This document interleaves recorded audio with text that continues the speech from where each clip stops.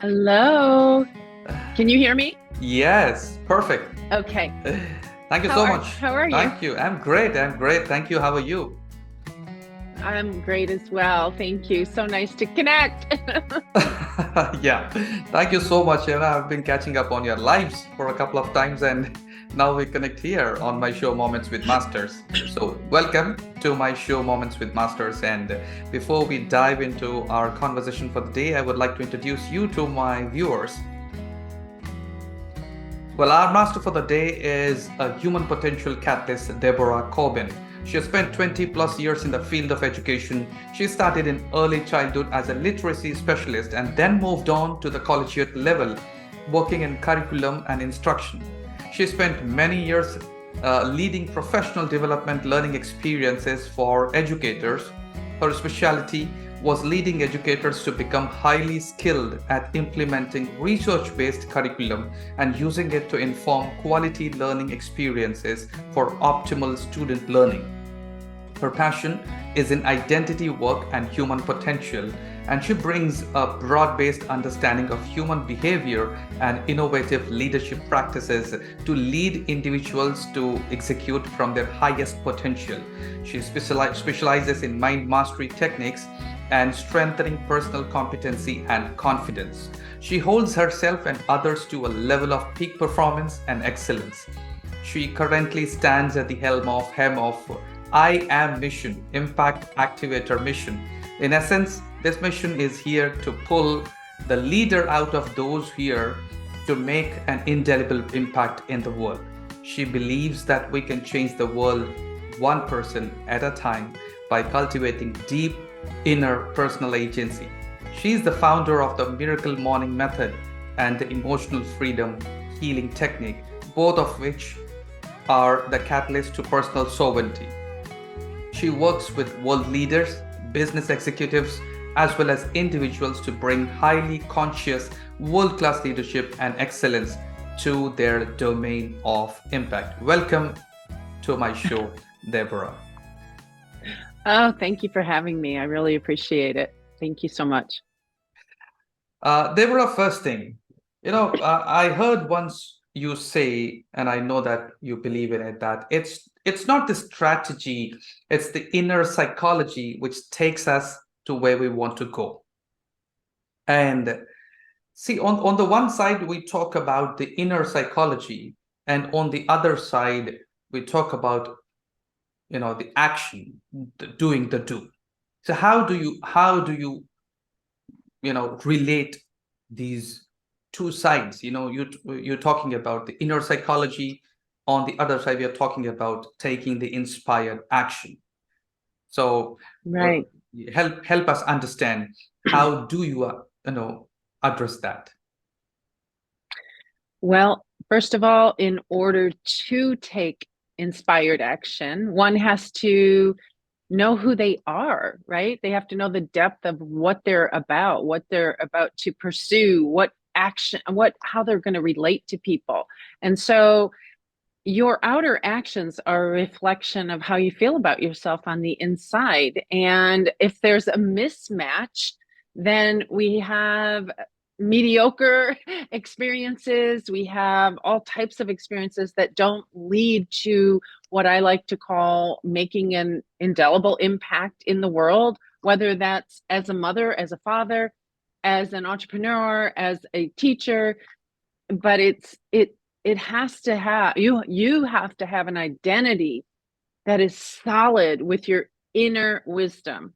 Everybody's talking about artificial intelligence right now as the new way of being.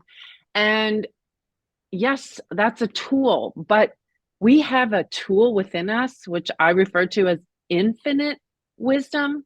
There's nothing artificial about it. And when we learn how to access the deepest core of our essence and in alignment, getting this heart and mind coherency, everything's possible. Anything's possible. And it really excites me. The I have the privilege of working in the field of education for all those years, which basically I was able to do my own personal study almost on human development and human actions. And that was by accident because I moved through the grades. I started in early childhood and worked my way up to college. And so I saw the different ways that the outside influences affect our identity, our true identity, and oftentimes in very deleterious ways. And so it wasn't okay with me. It wasn't okay with me. And I want to, well, I raised my hand to be the leader and an impact maker, which means I myself took myself through this own identity. Who am I showing up as, and why? Where did my identity get formed? And what do I need to recognize as that's really a false identity at this point? Let's just say, for example, you don't feel good enough, right? And maybe that started with somewhere in early childhood where someone was telling you you couldn't do something, you weren't good enough, you weren't ready enough, and you believe it, you take it in as truth. But when you do this inner work, this inner wisdom work, you come to a moment where you can ask yourself, is that narrative, that belief about myself true? Do I have to hold that forward? Do I have to make that my forever way of showing up? And the answer is no. And it's really exciting to understand that you can reframe your identity. You can reframe is probably not the right word per se, but you can do this inner work to come out in a new identity, your true identity. Does that make sense? Absolutely. What I believe is that identity also is something that we, at an unconscious level, also we co-created, and we participated because we passively accepted the interpretation of what happened to us at the time. But at a certain level, at a certain age, after a certain experience, we forget that we co-created it and that we have an active role to play where we can change the identity, and we almost, we live as if we ought to continue in the passive way, just following what the identity it dictates or informs our life or our mind from inside. uh, that's very true, Deborah. But on the other side, well, when we are overwhelmed with a world that's telling us to, which is asking us, demanding us to hustle, hustle, and hustle, and action is being, the moment you say action, even the inspired action is being misinterpreted or misunderstood as if we just need to keep hustling and hustling and hustling.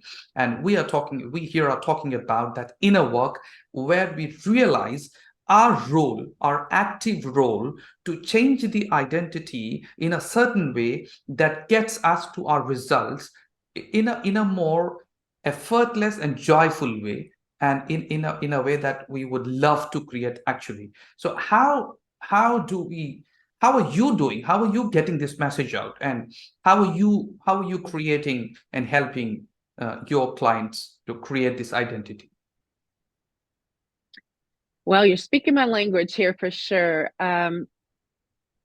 I talk about taking radical self-responsibility. And that means that we do look at what we're accepting, or we look at our life experiences, and instead of feeling that they're just, oh my gosh, I went through that happened to me, which is more victim mindset. I want someone to use all of their life. I call it a life library, all of your life experiences, and to extract the wisdom out of even the darkest experiences, because that is really why we go through things. And we can once we can extract the wisdom, that all those things happen for us and not to us, and it helps our growth, our ascension.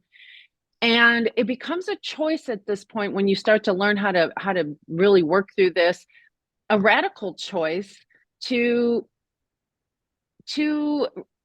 what do I want to say? To decide that you now do have this choice to stand in a new, I call it a posture in life, to take a new stance for yourself. leading someone to personal sovereignty. How do I do this? I think you read in the opening about my miracle morning method, about the healing methodology that I've devised, and those were things that I created for myself and realized the impact. And then I share with my clients. I offer what the world might understand as coaching offerings, but really I call them experiences. I offer experiences that are life altering. I'm the catalyst. I offer, and then when the person is ready and they really take charge of their own self, amazing things happen. So I love that you said hustle culture, because yes, the outside world is telling us more, bigger, better, not enough, keep running. And when you come into this inner wisdom and this inner sovereignty, you know that you can divest yourself from that type of thinking and still have this amazing impact in your life and in the life of others. And I refer to it as an energetic footprint in the global consciousness. And I feel like we're all responsible for that. We are all contributing, either unconsciously, consciously, and I prefer it to be consciously. So bringing people to this inner peace, which is where joy and self-expression, well, it's the essence of the I am movement that I've created. I am is actually a complete sentence. And we don't have to attach, I am a teacher, I am a coach, I have 3 degrees, I have. Yes, of course we have those things, but I am solid within myself. Therefore, all of those outside influences that we think can come into our world, they don't have to. We can have this shield, and say, no, I don't have to hustle. That's out there. I don't subscribe to the hustle culture, right? So it's personal sovereignty, personal self-efficacy, how you see your ability to be a change agent in your own life first, because everything starts with our own life first. We cannot step out without that solid sense of self. And of course, people do. And because of my background, I'm like, I'm going to make an impact on the areas in someone's life that I know are taking them away from who they really are, and they're believing it and they don't have to, but they don't know a way out maybe. And again, these world leaders who may have huge titles, huge accomplishments, but on the inside, it's not a complete match, right? So it's really lining up, that alignment. We talk about alignment a lot, but do we really understand what it means? Absolutely. I was just looking in this diary when you were talking, because exactly this morning I was writing something, and I work with people to help them amplify their impact. And one of the things that I do is to help them recreate their identities in the way they do. And this morning I was preparing for a workshop, and the first thing that came to my mind, and which I keep training in my other workshops as well, is that the easiest and the best and the first way you can start working on your identity is to go back into the story that you created, the narrative that you have been living. And the way you restart from there, the first thing that you do is look for the wisdom. And you were speaking the same thing. I wrote the same thing. And the second thing that I wrote is make peace with your past, because that is where you heal your past. And when you heal your past, you look at it in a different way, you experience that in a different way, and you put your past in perspective, from where you actually start actively co-creating the future that you want to live. Now, Deborah, I would love to learn about when did this shift happen in your life, and how did you take charge of who you are being? Wow. Well, the shift has been going on for years and years. I would say the first, well, that's not even true. It goes way back, but I don't know how much time we have. But when I got divorced, my son was 6 years old, and I was going back to school to finish my degree. And I really remember realizing my priorities to be his mother and to finish my degree. And I remember really opening up spiritually to my higher power to ask for solid guidance, to be open to solid guidance, that I had this path forward. And I knew that going to school to be an educator was an important role, obviously, and being a mother was my primary role. So it started there. And then once I became an educator, again, I started in early childhood and seeing little kids, they're so special and so open. However, I was already seeing how identity was already shaped. And it was such an eye opener, especially when I got to the college level, to see then how, am I even answering your question? I hope I am. To see how these college students, once they've learned a system, they want to start jumping through hoops. They became, okay, just give me the syllabus, tell me how to jump the hoops, and I'm out of here because I'm on to the next class.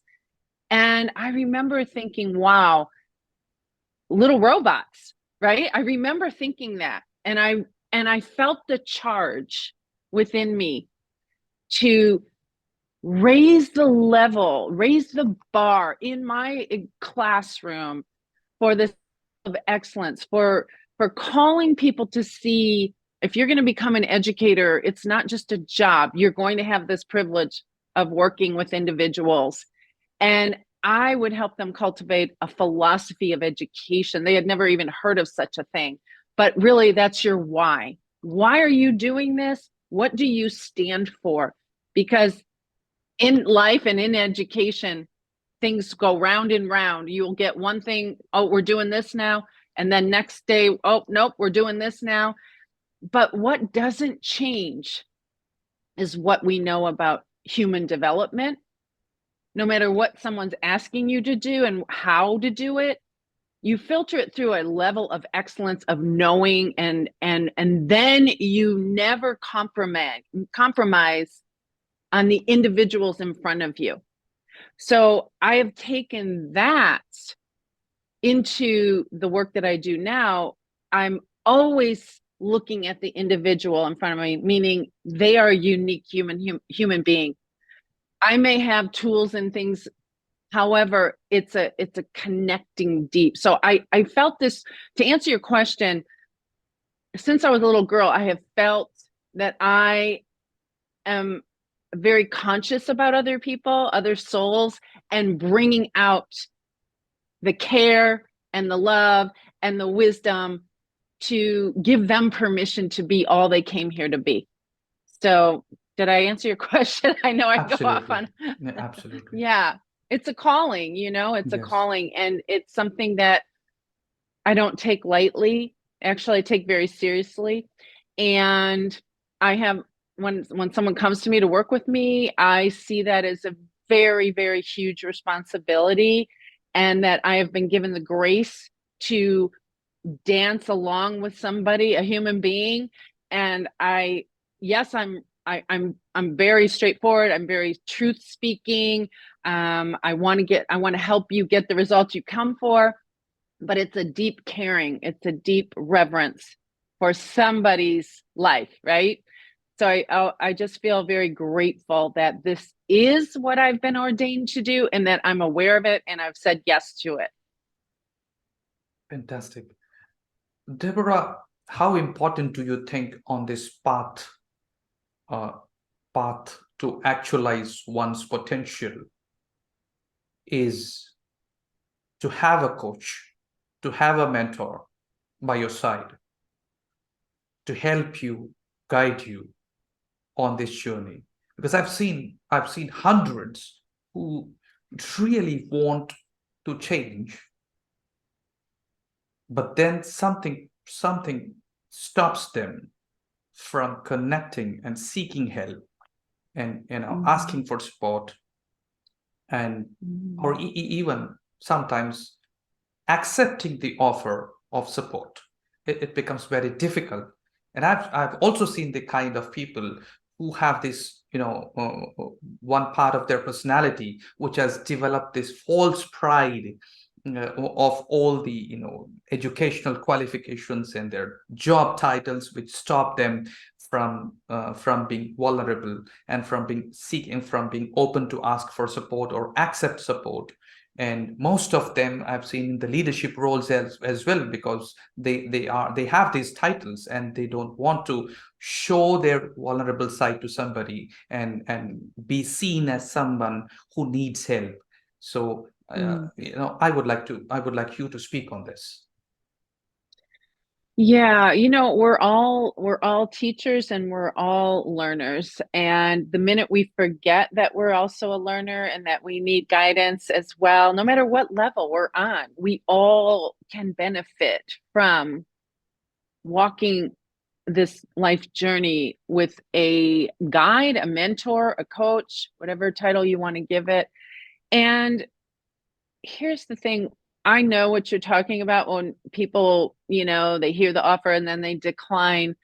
And you know how much you can offer this person. And it almost hurts your heart when they say no because you know where they're at and so on. I I now know that I can help those who really want it, who do understand it, who resonate or on some type of vibration that we meet up somehow, some way across the world or in person. And I just know that that's how it works. And those who still think it from their ego, which our ego is often running our lives, then they're just not ready. And not everybody is ready for the depth of work that I offer and that you offer, because it is this self actualization process that really is a life journey. Why we're here. I call it a soul journey. Um, it's not for the weak at heart. it's Absolutely. definitely it's definitely digging in and seeing what's going on. It's a beautiful journey, but it's also, I guess people are fearful.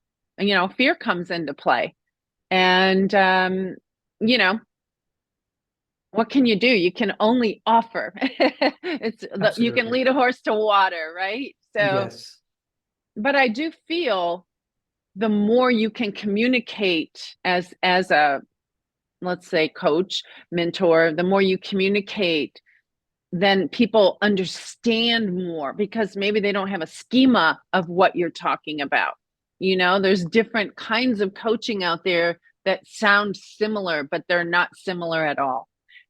So the more you show people what you really represent, and I'm talking about unbridled, I do not mask anything. I say it like it is, and you will call in the people that are ready for what your unique gifts. That's my personal experience. Absolutely, Deborah. Deborah, on the one side, when we have this pressure, of the corporate world or the business world, which talks about the language of, the immediate results, and they talk about ROI. And on the other side, we talk about that deep shift, deep transformation that would actually create the deep impact in the lives of people who work for you and who work for the society. And at some point, uh, it's not that you can show immediate result, but it's the lasting impact that is created globally that we talk about.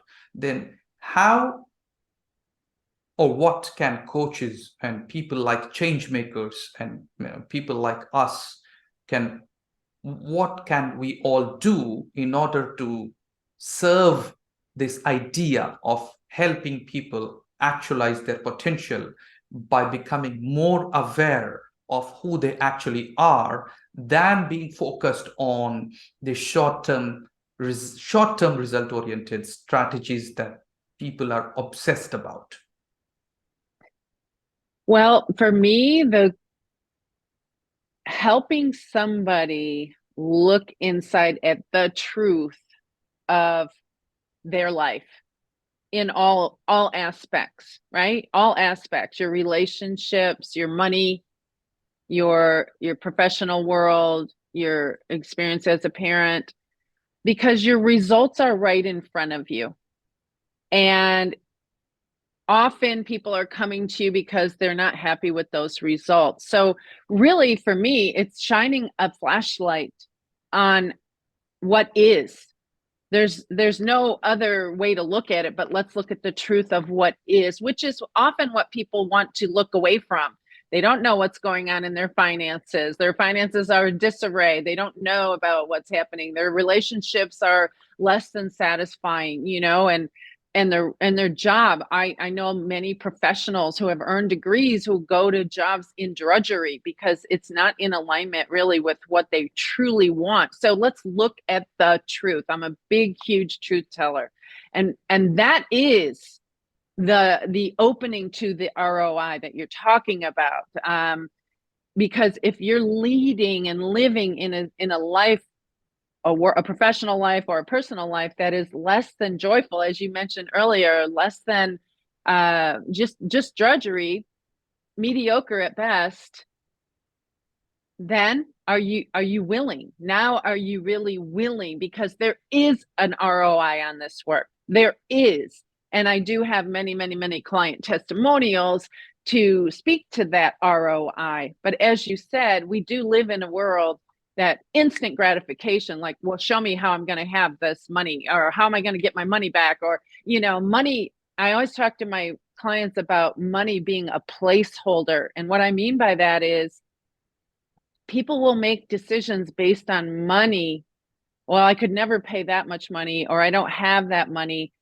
And so the money is making a decision versus what you need. Let that make the decision, because money will keep you where you're at. If you have a lack of it or you perceive it to be too much, you will stay in that same situation for forever, right? Because you think you can't invest. And those are stories we tell ourselves, period. So I really bring consciousness to the words, the narratives that people speak and believe. But when we dissect it and we get to the truth of things, the essence of things, it's like, oh my gosh. So now we're back to that personal volition, that self-efficacy and agency. And then someone goes, let's do this. Let's do this. And you know what? It's a lot of work. It's beautiful work. It's not a straight line, as you know. It is a messy line. There's a lot of wobbles. There's a lot of disequilibrium. But life is already bringing wobbles and disequilibrium. But this type is a growth disequilibrium. So I help my clients understand that you will lose footing as you're gaining new footing. It's just this. It's an uncharted territory. And when we get in uncharted territory, we don't know where our next foot is because we haven't put our foot there before. So being one step ahead, being able to explain what's going to happen on an internal, because when we get into disequilibrium, our brain is wired to go back to safety, period. I want to go back to the known, even if the known is a dysfunctional relationship, a dysfunctional job. It's what we know. We've been surviving there. Yes. So I'm always calling my clients into what I refer to as the stretch zone. And the stretch zone is a place that you will be required to access someone within yourself, not go find outside of you, access the person inside of yourself that you have not even witnessed yet, but it's already coded within you. And that person is a whole different person than whom you've been up to that point. And again, it's a scary place at first because you don't know who you are there. Or, oh my God, what's up here? Well, it's because you haven't been up there yet, but I'm constantly calling you to calibrate. And again, it's not going to create something of yourself that you're already not. It's opposite of that. Mm. You are so coded with your greatness, and it's a continuous cultivation to own that greatness. And everybody has it. Everybody has it. So it's a charge. This is the I am. It's the impact activator. I do activate people in an energetic way for them to say, to give them permission to what's possible. It's really a beautiful journey, as you know, as you work with people. We do similar work, obviously, and there's nothing more rewarding. And Absolutely. also as a leader of this, there's no rushing the process. There's no my agenda for the process per se. There's no timeline per se. There is a way to perceive time differently, but we're not rushing. We're ascending, and it is a journey, and I'm going to hold that needlehead to say yes, it's possible, but a person's journey is their own. And so for me to be able to hold space even for the wobble, and the wobble could be for a few weeks where somebody is just going, oh my gosh, this is just too much for me, right? It starts to be too much. Like the old isn't you anymore, the new isn't you, like what's happening? And to be able to hold presence for that is to know my own self, is to know the strength of, I don't have to be in my ego. I don't have to get you. In fact, it would behoove that person for me to want to get you out of that feeling, because it is in that navigation is where the growth is happening. So I'm not in a rush to get someone out of their disequilibrium. I'm not going to let them spiral way out per se, but it is in discord that we are called to our depths to get us forward, right? To grow. And when we're comfortable, we're not growing. When we're comfortable and happy, you know what I'm saying? We're not searching for more of ourselves. So the journey is messy, messy and Absolutely. beautiful. Absolutely. And Deborah, over a period of more than 2 decades that I have been actively doing my inner work, and then over about more than 15 years that I have been working with others, I I have had my own moments of great personal impact that I've had while I've been working with others. So how has been your journey of experiencing this shift within, while working with others? I would like you to share some moments and some experiences that you felt they were more beautiful because of what you're doing for others and how you're serving others. Yeah, wow. That's so huge of a question. There's so many examples. Again, what we talked about earlier when we said we are the teacher and the student all in one. And Yes. so in these experiences with these beautiful human beings we have the privilege to work with, um, we are learning as we are teaching. So again, I think it's to drop out of ego ourselves. And this is what I do see a lot in the coaching industry is ego driven. I need to make this person like me. I Mm. need this person to get these results, or, they're not going to like me. They're going to talk bad about me. That is such a surface level of service. And this is part of the I am movement, is to bring depth to this industry, which I did in education. And again, this is the gifts that I have received from my creator that I am aware of the charge that there are certain individuals that will step into this beautiful arena of changing lives. So I am changed as I work with people as deeply as they are changed, because it's just this exchange. I'm not sure if I'm answering your question. It's this Yes. beautiful exchange, and I am Yes. open to learn as well as I go. I don't mean learn more strategies, but learn how two human beings or a group of human beings are on a journey together, right? So it's really giving grace and awareness to the whole process, and not my ego saying, wow, look at me, I'm great, I'm leading this person somewhere. I have had my most well, every time I work with someone, it's very impactful. I have so many stories from education, though, that truly have touched me so deeply, in that if I wouldn't have been the person that I was, their lives would have taken a different course, like, and not a good one either. And to have the wisdom to see a soul in front of you and know that they've already been impacted in negative ways.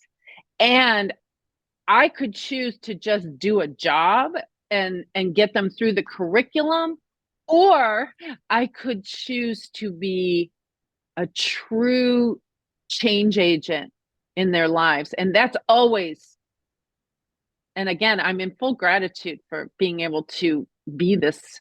But that's always been my MO, for a lack of better words, is to save, not save, but to see the soul in front of me. And if there's woundings or if there's been an impact on the identity, we're not focusing there. We're going to focus on you as that strengths. What are your strengths and how do I capitalize on that? Because I will tell you, in education, when you capitalize on what somebody brings to the table versus their deficits, which historically is what traditional schooling gets the red pen on out, focuses on what you didn't do right. And that just makes somebody, even adults, if you tell me I can't run well, why would I try to run? But if you tell me, oh my gosh, I see that you're pretty good at this, let's go to this next level, I feel I have this initiative to do it.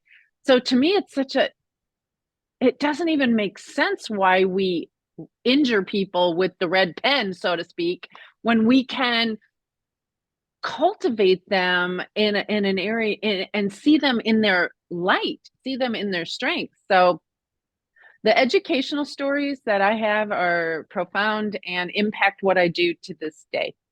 And I still have students and parents writing to me from 30 years ago, believe it or not. And I don't take that lightly either. It's such a privilege to have impacted somebody's life like that. So did I answer your question? Absolutely, Deborah. Uh, Okay. Deborah, when you said parents, I feel that, uh, the schools and colleges and the educational system has become, you know, a kind of a space where you sit to absorb something that's been given to you, instead of, the true meaning of education actually is to bring that which is within out.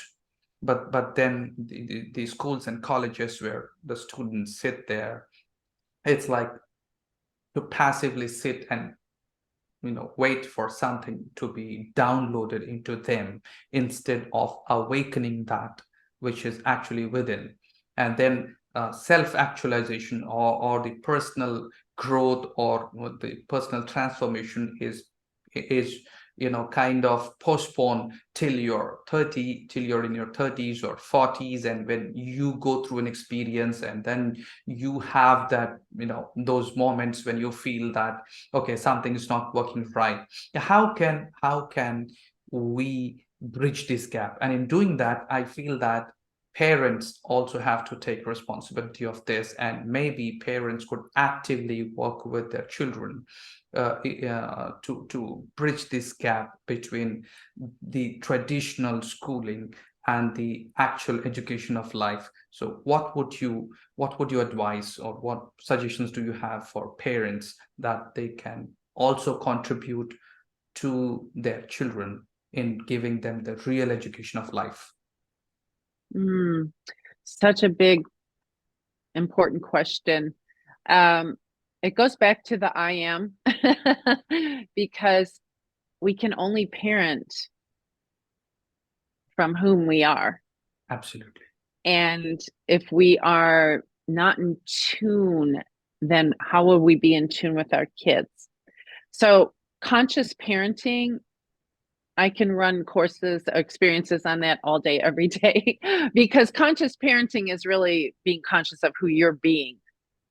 Seeing the individual in front of you, because when that baby comes into the world, I can guarantee you they are not a blank slate, which many people kind of think, oh my gosh, a baby, they don't know anything. I would beg to differ on that. I believe we all come into the world knowing what we're here to do. So seeing the individual, again, it goes back to what are they gravitating towards? Even in their play, what do they speak about? Like, how in tune are you with what they talk about? And it's in their play when they're young that they are already, there's little flickers of what's inside of them wanting to come out. So paying acute attention to who the person, the human being in front of you, and cultivating that, giving them the opportunities, and also being in tune with the schools we put them in. And again, it's not one institution. A school, it depends on the teacher you get that year. You could subscribe to the philosophy of the institution, and then you have a teacher who is not really in alignment with what you believe is the best practices, and not saying, well, okay, that's this year. Hopefully we'll get a better teacher next year. No, I want parents to understand that they have a radical responsibility. And how do we do this? Well, one, we understand the person in front of us, but two, we understand development. We understand what stage of development our kids' brains are in. There's so much to this, and learning environments either cultivate that or cut it right off.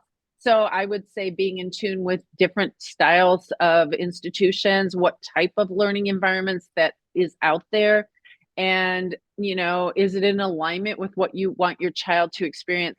Because they are in a school, if they're in a traditional school, they spend more time there than with you for most of the day.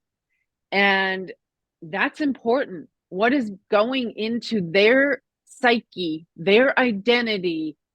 How is that teacher responding to their unique needs? How is that teacher making them feel? So I know I'm getting into the institution more than the question, which was parenting. But again, this is being Absolutely. conscious of Yes. what's happening from every angle. It's consciousness. The I am is being very conscious. I know. Uh, just last week something happened. My child hasn't been well for over 6 months, and he has been recently diagnosed of depression. And I've off late started spending more time with him, and this conscious parenting. And last couple of months I was very busy creating this ultimate experience India, and I didn't get much time to spend because most of you all are from the other part of the world, and I spend my whole nights talking to all our friends from across the world, and I being a single parent, and I didn't get much time to spend with him, and he was for most part of last 9 months he was with my dad, who also is with me, and but then I realized something, and then he also had some issues, other health issues, and last few days he was irregular to the school, and last week he was better, but he wasn't ready to go to school. And when I started talking to him and trying to understand why exactly he's not going to school, and he woke up in the morning, and when I started talking to him, he said, my teachers are humiliating me in front of the classroom. And he gave names of two teachers. And I asked him, Mm-mm. like, what are they doing? And he said that, knowing very well that I'm not well and that I was absent the last couple of days, they asked me for the homework.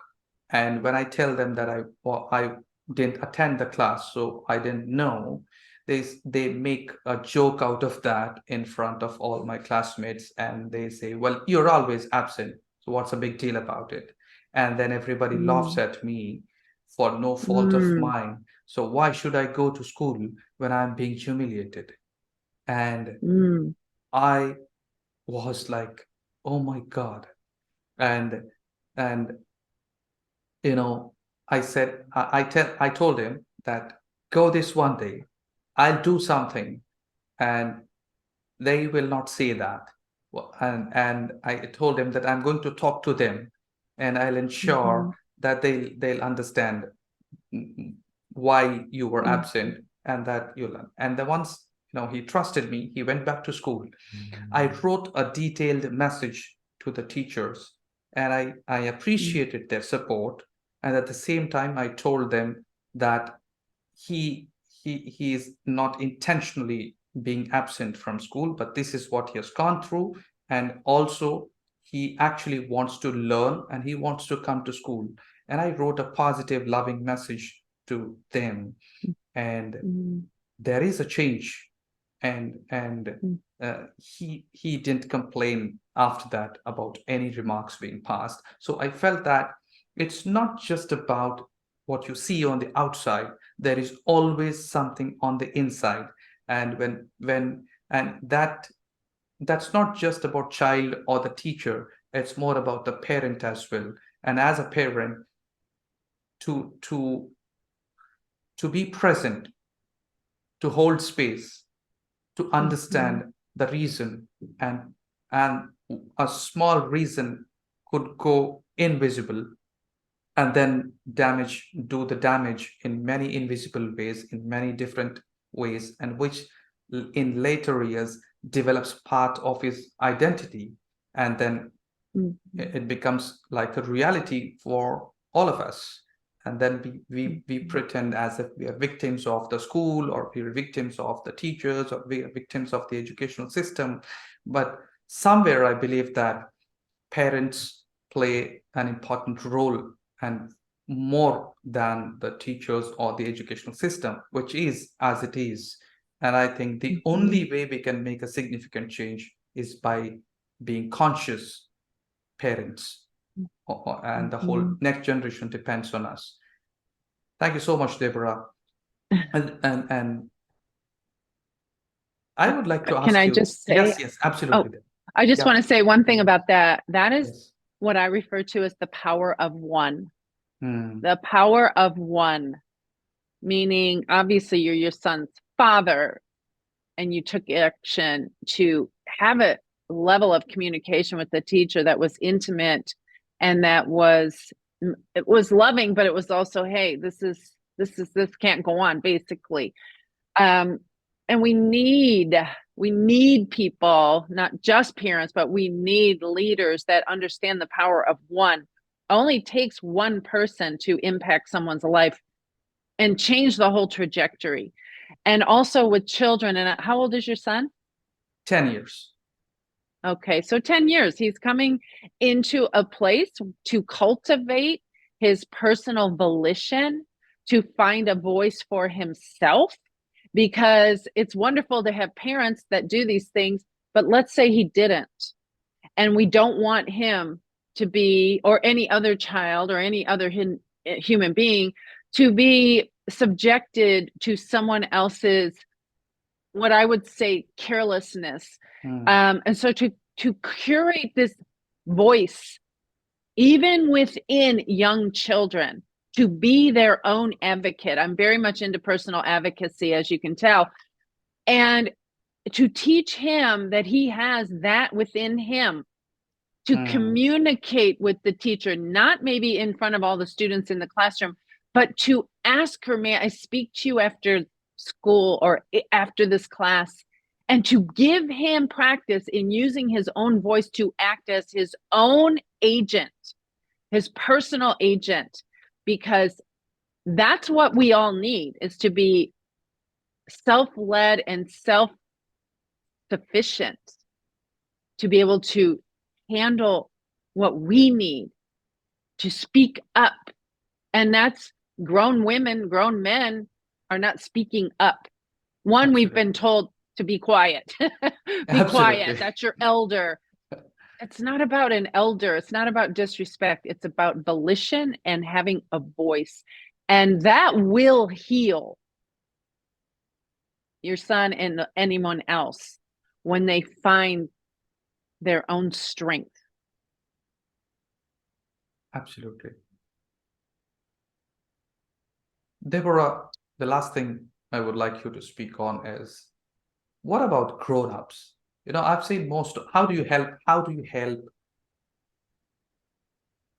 people tap into their natural confidence? Because for most, confidence is something, they keep waiting for their whole life, that as if someday magically they'll be confident enough to take their action, or their active role in creating their future, and they just keep waiting. I've had a couple of people who have been waiting for 10 years, more than a decade, and they keep talking to me, they keep asking, but then when we are there to help us, they keep stopping themselves. The question I see stopping themselves, they are not confident enough, and they feel like someday they'll be confident enough to work on themselves. So how I would like you to speak on this, waiting for confidence and coming from confidence. Yes, thank you. That is a huge topic that I speak about. Well, the whole essence of the work I do is about that. That is the essence of the Miracle Morning method that I have created to help people with that. But here's the thing. What I do say is someday, first of all, let's get to the truth. Someday, you may have heard me say this before, is not on the calendar. It is not Monday, Tuesday, Wednesday, Thursday, Friday, Saturday, or Sunday. But we give a lot of energy to a day that doesn't even actually exist. Oh, isn't it going to be nice someday someday I'm going to own that. Someday I'm going to do that. Wait a minute. Why are you giving your energy to something that is not even in existence? So let's get that out right in the front of your eyes. And confidence is really self-esteem. But you do not earn it in advance. It is grown and built and strengthened in use. It's the same as being a runner. If you want to be good at running, you run. You don't get good at running by reading a book about running. You don't get good at running by thinking about it or watching other runners, waiting to be a good runner. You start running, and maybe you can't run but 30 minutes, 30 seconds, I don't know. But if you back yourself that I am a runner, I am confident, I'm doing this scared, I'm going to do whatever it is before I'm ready. Like, it's a conviction, it's a commitment. And see, this is why you got to get into your why. Why are you wanting to do something? Let your why be the big reason, not your fears. Fear will keep you where you are. We can do things afraid. And when we survive that, whether it's to give a talk, whether it's to show up on a podcast, whether it's to lead a mission, whether it's to give a speech in school, you can do it scared. You can do it with your legs wobbling. But I guarantee you, when you're done with whatever it is, your confidence muscle has been groomed. It has been cultivated. It's in the doing. It's in the being that you build confidence. You cannot curate it. There's never a day you're going to wake up and say, today I feel confident enough. That day isn't going to come if you're waiting for that. It's a commitment to your why of what you're here to do. No matter what it is, it's a commitment, and to do it. Do it scared, do it shaking, because before you know it, you won't be scared and you won't be shaking and you'll be feeling amazing. So again, it's about that radical self-responsibility, owning it and committing to it and taking that inspired action. That is the remedy for confidence. Absolutely, Deborah. Although we are so passionate about creating our futures and creating our future self, I think it's time we realize that our future creation of our future self is standing on our awareness of who I am being now and who I am, and the fullest awareness of our identity, and also the knowledge that it's me who's creating this identity, who co-created this identity. So there is always a possibility that I play an active role in changing and creating whatever identity I need to get the job done and to get the experience that I would like to experience and I would like to create for myself. And there it is, the process of creating our future self. And it's always a conscious creation of everything that we want to do, from a choice that we always have every moment in our life, and realizing, And yes, that goes back to what you said about needing a coach. yes, We need help to anchor this, to yes, continue to recalibrate. Many, many, many of us need help. I have a coach. I don't know if you have a coach, but we always are in getting support for this. And yes, having a really quality person by your side can be seminal, is seminal in the trajectory of your life. And yes. so, yeah, It's it's like, beautiful. Deborah, it's like I can guarantee that result. It's like, for me, when I was working with my coaches and I keep talking to my coaches, it's like, you have an experience of a decade's work done in less than a year when you're working with your coaches. It's Right. like you compress that journey, the time, and it's like you time travel into your future, not because of what all you are doing, but because of the depth of the awareness that you come from, and Yeah. the access to the wisdom that is created when you are in the presence of someone who can hold space for you unconditionally and non-judgmentally. And that's possible when you have a coach who does the same inner work consistently and also Right. help us create Yes. ourselves. Yes. Thank you. And Thank that's you so much, Deborah. beautiful. Yes. No, it's why we do the work we do, but it's why we do it first for ourselves, right? Always first for Yes. yourself. But Yes. thank you for having me. This has been a beautiful conversation, and feel very grateful to you for asking me. Thank you so much, Deborah. This was a magnificent conversation with you. I wish you all the best for your all future endeavors. And I know that you are creating lots of miracles in your life. And I'm sure you will awaken millions to their actual potential. Thank you so much. Bye Thank bye. you. And namaste from Bye. India. Namaste. Bye.